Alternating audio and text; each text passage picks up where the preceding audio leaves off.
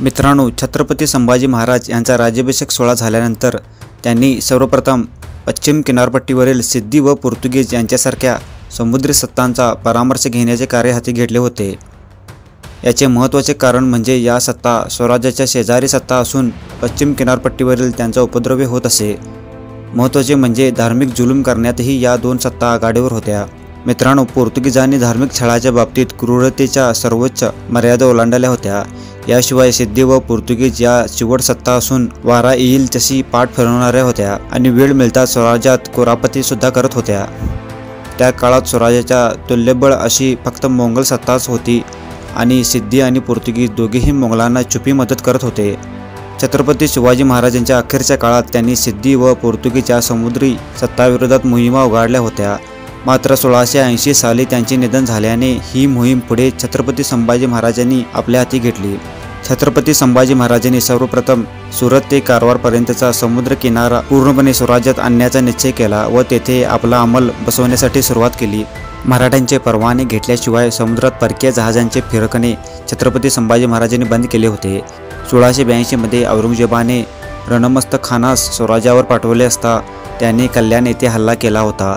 त्यावेळेस संभाजी महाराजांनी त्यास चारही बाजूने घेरून त्याची रसद मोडली, परंतु पोर्तुगीजांनी छुप्या रीतीने रणमस्तक खानास शिबंदी पुरवली। याशिवाय अंजनदीप बेटावर संभाजी महाराजांचा किल्ला बांधण्याचा बेत असताना पोर्तुगीजांनी आरमार पाठवून तेथील तटबंदी मोडून बेटावर कब्जा केला। अशा अनेक घटनांनी संभाजी महाराजांचा पोर्तुगीजांवर रोष उत्पन्न होऊन त्यांनी पोर्तुगीजांची खोड कायमची मोडून टाकण्याचा निश्चय केला होता।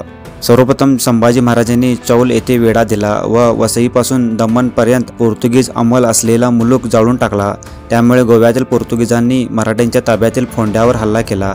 सतत 4 दिवस तोफा चालवून पोर्तुगीजांनी किल्ल्यास छोटे खिंडार पाडले आणि किल्ल्यात प्रवेश करण्याचा प्रयत्न केला। मात्र आतील मराठ्यांनी पोर्तुगीजांची कापाकापी सुरू केली। फोंड्याबद्दल छत्रपती संभाजी महाराजांना कळताच ते वेगाने फोंडा येथे गेले आणि किल्ल्यातील सैन्य आणि संभाजी महाराज यांच्यामध्ये पोर्तुगीज सैन्य सापडून अनेक पोर्तुगीजांची कत्तल उडाली। यावेळेस गोव्याचा टाओरा नावाचा मुख्य गव्हर्नर कसाबसा आपला जीव वाचवून खाडी ओलांडून पळाला आणि पराभवाने फजिती झाल्याने एका चर्चमध्ये लपून राहिला।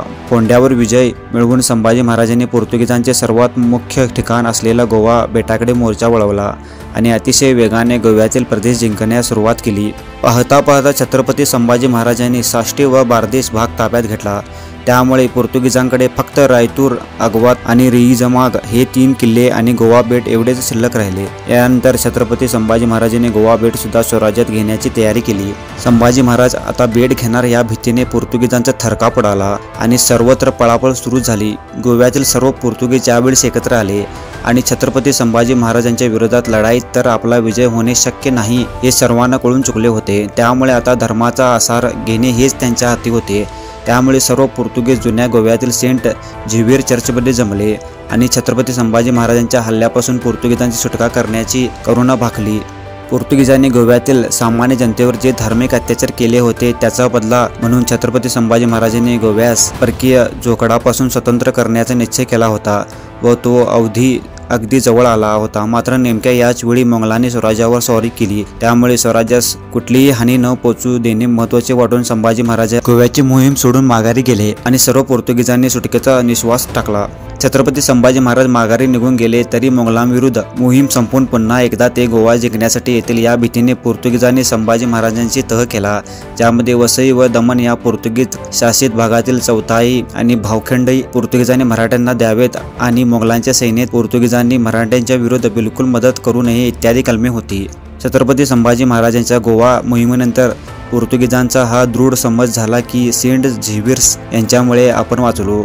त्यामुळे इथून पुढे गोव्याचे जेवढे गव्हर्नर झाले त्या सर्वांना चार्ज घेण्यासाठी सेंट झेवियर्सच्या थडग्यावरून राजदंड घेण्याची प्रथा पाळावी लागली, कारण तसे केल्यासच पोर्तुगीजांचे गोव्यातील राज्य सुरक्षित राहू शकते असा दृढ समज पोर्तुगीजांचा झाला व हेच छत्रपती संभाजी महाराजांच्या गोव्यावरील मोहिमेचे खरे यश होते।